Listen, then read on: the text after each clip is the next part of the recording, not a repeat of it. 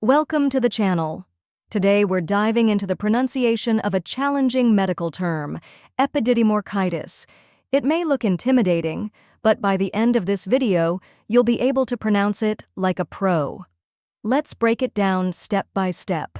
The correct pronunciation is epididymoorchitis.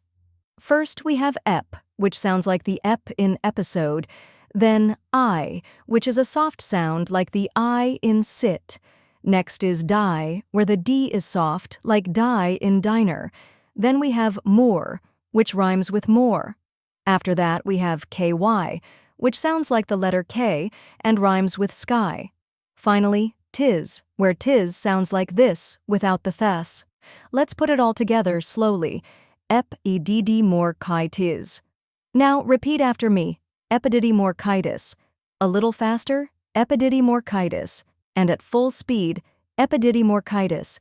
Keep practicing, and you'll get it down. Now that you've nailed the pronunciation, let's go over the meaning. Epididymoorchitis is an inflammation of both the epididymis, the tube that stores and carries sperm, and the orchitis, inflammation of the testicle. This condition is often caused by infections and can lead to pain, swelling, and fever. That's it.